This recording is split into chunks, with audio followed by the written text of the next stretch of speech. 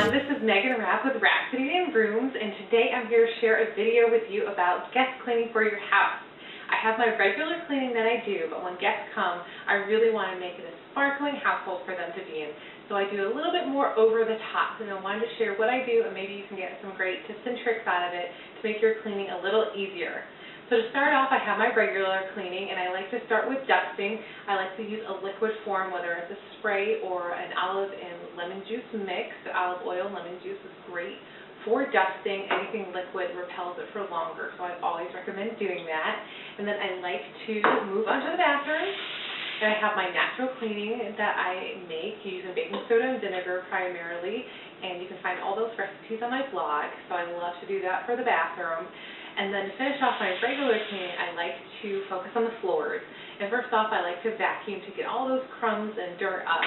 And then I like to follow it using a Swiffer. I like to use the Swiffer dry cloth to get all those little extra things you couldn't get with a vacuum off the hardwoods.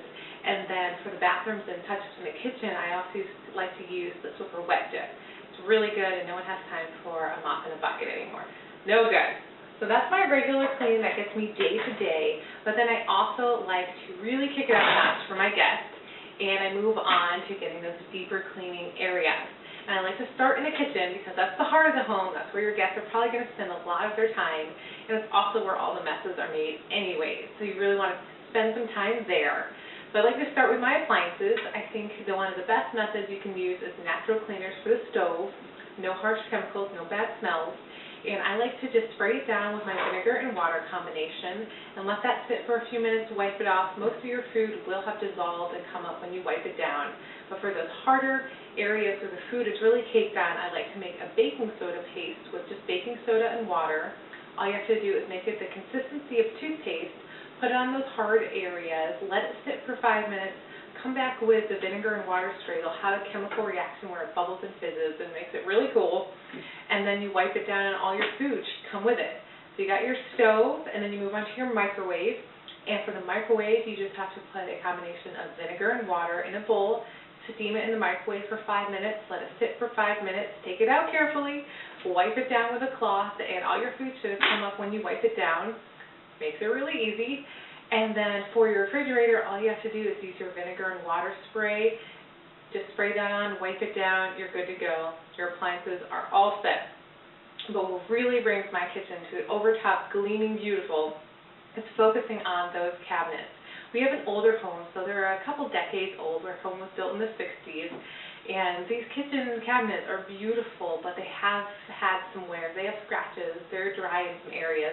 So I found a two-product combination that really makes them beautiful. I use the Thomasville kitchen cabinet cream right here, and that gets them really clean and beautiful. But it's this Old English scratch cover for light woods, because we have lighter cabinets, that really brings a beautiful shine to them and does an awesome job covering scratches. You can't see them whatsoever. It's great. I love this combination. So now we've cleaned our appliances and the cabinets, I like to focus on windows next. I like to use a foam of some sort. It makes cleaning so much easier on the windows. There's less drips. It's a lot quicker. I use fish foam. It's awesome. I clean all of our windows in about 15 to 20 minutes. So that's a really good product to use. And then for the window sills, especially if it's opening windows season, you want to clean out that grime that gets between the screen and the glass. And I like to use a combination of spraying it down with my vinegar and water, but also closing the window and using my hose outside. Why not? It's there. Use it. Let's work for you. And that takes care of our windows, and that takes care of my guest cleaning too. So I hope you found that helpful and have some tips and tricks. The next time you have guests coming over, you can use that and have a beautiful, welcoming home.